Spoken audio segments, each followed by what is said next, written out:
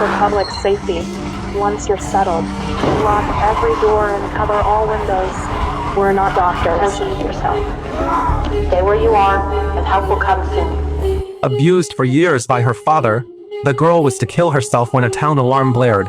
Puzzled, she ran outside. You saw his neighbor slam down, and the street was packed with people fleeing in panic.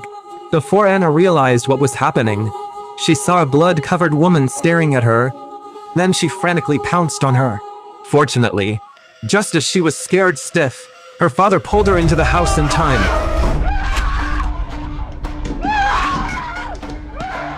He hauled his daughter up to hide in basement, but father anxiously looked. The woman smashed glass and climbed through the window, rose up, glared at them, then lunged once more. Seeing this, he grapples, clutching her bone-swinging arms, but the pinned woman suddenly bites him. In agony, he grabbed a glass shard and stabbed, but she was still lively despite force. No choice left. With grim resolve, he plunged into her eyeball. She finally died, then lay still, unaware. Anna saw her father kill someone, panicked, ignored his calls and ran out, not knowing the outside was even scarier. The streets are chaos, crazed people everywhere. Anna sensed trouble and bolted, but an infected spotted her, snarls closing in behind. She panicked and dashed into a roadside house to hide inside, but the gate was locked. No way out. He leapt for the side fence.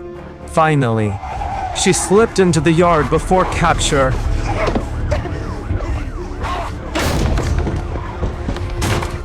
Yet they kept pounding the door, staying trapped. Anna hid in the grass. Soon she peered through a gap and saw someone approaching from the path.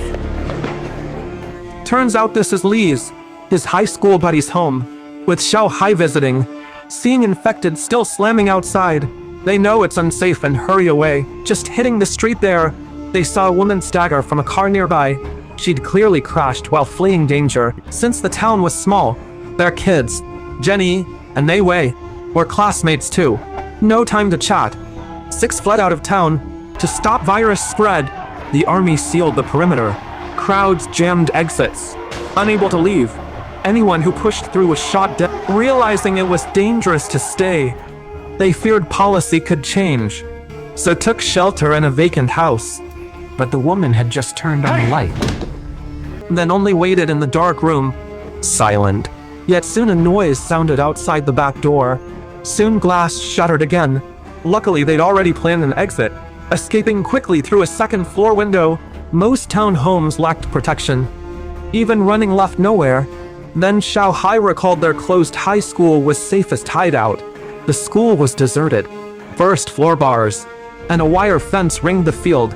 Double defenses kept most dangers out, so they moved immediately. On the road they hit a horde. She stayed back, dying to shield the kids, buying time. But Anna still got grabbed by a straggler. Fortunately, Brother Lei rescued her in time. Anna ignored the blood, jumped up, ran to school, vaulting the fence again without getting hurt. Inside, they heard noise in the guard room. They realized school was closed, but guards were still there, making them hesitate. After thinking, Xiao Hai stayed. Outside are infected hordes, but one alone is easier to handle. He yanked the doorway phone, crept into the guard room.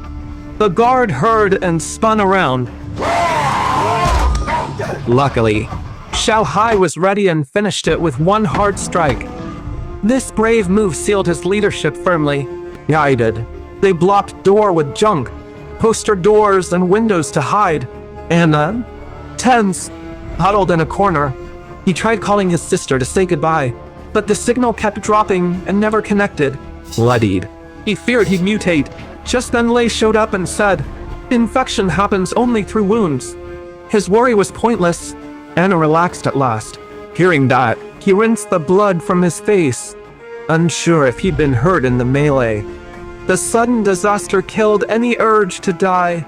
When Jenny found clothes, he dashed right to the bathroom to rinse quickly, then checked himself. Just scrapes, no other marks. He finally relaxed, and after searching, they discovered the water was still running, and enough campus supplies to last over a month. They could wait for rescue here. But Shanghai doubts it. If it's global, supplies may run out before any help arrives, and they'd be stranded. They monitored radio reports and watched outside for danger. A few calm days passed quietly. Then violent shaking erupted hard outside suddenly. They rushed to the door, peeled off the poster, and scanned outside, spotting a distant gas station explosion. Flames pulling nearby infected away. Yet they won't leave. Outside is unknown. Nobody dares risk it, choosing to cling to comfort here and hide forever a little longer. Late night, Anna slept and felt someone stroke her. Thought it a dream, ignored it, got up to wash in hall. But at that moment, he felt a gaze from behind him. Though they fled fast, he glimpsed the passing figure.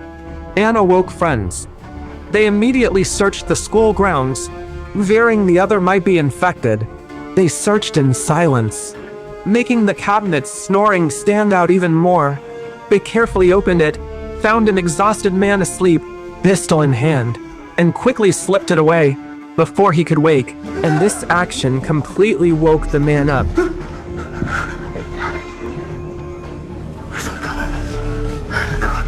They wouldn't give back the gun until sure he wasn't a threat. But simple food was enough, and hungry Lauma ate quickly. Though he acted normal, he refused to say how he entered, making him suspicious and showing the school's defenses were clearly breached. If he could enter, the infected could too. Anna considered more. Lauma said he just rushed here, unsure whether infected were around, so he stayed hidden for now. Seeing him, Anna knew the touch wasn't a dream. He'd come first, hiding in darkness, watching them, up to no good. Just a guess. Luckily, Shanghai distrusted Lauma too. He took him to the bathroom to clean up, then quietly slipped in, watching him wash there. Always sided with Anna.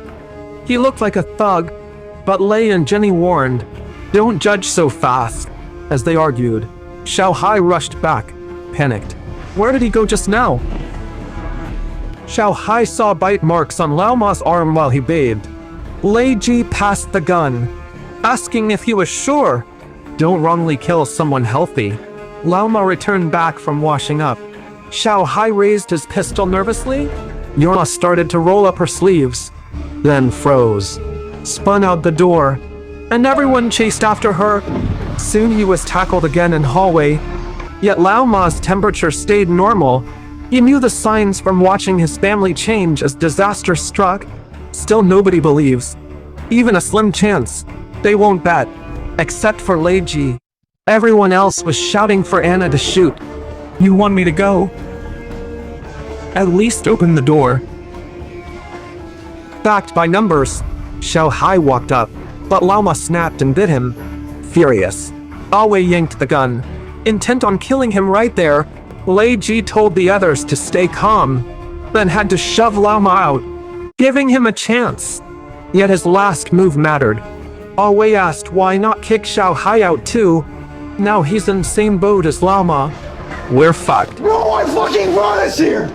Luckily the others stayed humane, urging Awe not to go extreme, yet isolating Shanghai alone for days as observation. To apologize for her brother, Jenny bravely came daily to change the bandage, and he devised proof of innocence. Soon they reached the boiler room.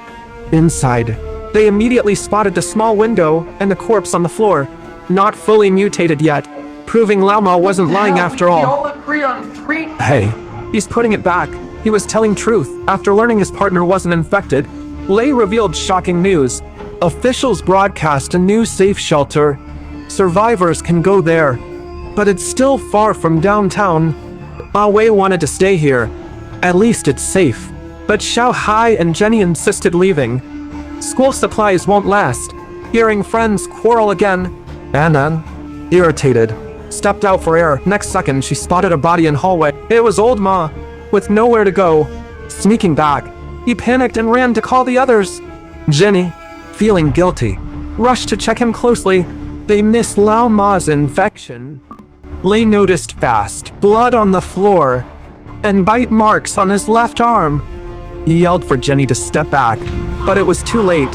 In one beat, The fully mutated llama slammed her hard down. Anna ignored the danger and rushed to help.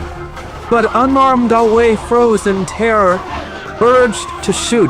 He wouldn't go near and fired once. But Llama still leapt around. So Xiao Hai snatched the gun. He walked up and finished him off. But after the adrenaline wore off, Jenny realized that her brother had accidentally shot her. She soon died in his arms. His death left everyone heavy-hearted, but Wei stormed up, beating Anna, blaming her for stopping it earlier. Typical blame shifting to ease their own pressure, but the victim, is even more innocent still. Angry, he went to the hall to cool off. Then Anna spotted a phone in corner.